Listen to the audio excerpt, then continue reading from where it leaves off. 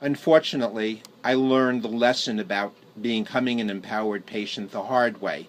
I have an arthritic condition along with the cancer, and I found that I was going to my urologist on a regular basis to get a PSA test to monitor myself after I had surgery, and I was also going to my rheumatologist.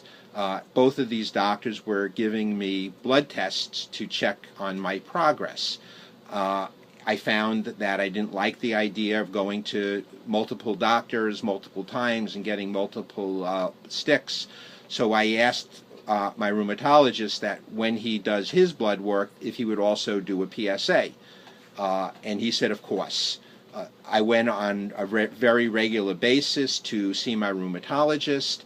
I stopped seeing my urologist. And I assumed, because the doctor never told me that I had a problem with my PSA, that things were going along the way they should be, or having an undetectable PSA. I was bitten by a tick and thought I was developing the bullseye rash, which is a sign for the possibility of having Lyme's disease. So I went to a local walk-in clinic and asked them to run a Lyme titer, which is a blood test. While the doctor had needle in my arm, I said, well, do me a favor, please, doctor, would you also run a PSA test? He said, no problem. I got a phone call back a few days later from that doctor, and he said, well, the good news is you don't have Lyme disease, but do you know your PSA is 88? I said, my PSA is what? 88? It can't be. I had a PSA test 3 weeks ago. He said, well, all I can tell you is what the test results from the lab was.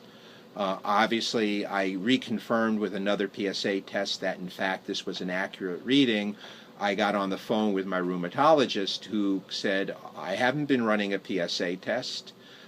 Because I didn't take responsibility for my health care, because I didn't confirm that a PSA test was being done, and I didn't get a copy of that test to confirm what the reading was, I relied on my doctor, and that was my error, not the doctor's error. I found that I had a PSA, or actually I had a prostate cancer reoccurrence with a PSA of 88, which no longer permitted me to go for any sort of adjuvant therapy. If I had monitored what I was doing, I may well have been able to resolve the cancer before it developed and became even more widespread. Some prostate cancers are high risk, aggressive, and more likely to spread. Others are low risk, least likely to have bad outcomes. The biopsy says cancer, but current diagnostic tools provide limited information about how aggressive a man's individual disease is. So most men decide to treat prostate cancer immediately. Once treated, many men experience serious long-term side effects, like incontinence and sexual impotence. Immediate treatment isn't always needed, but right now a man can't be sure if his cancer is the kind that is likely to require treatment, or if he's okay to wait for now. What if there was a test that could determine how aggressive prostate cancer is? Genomic Health is developing a new test to do just that.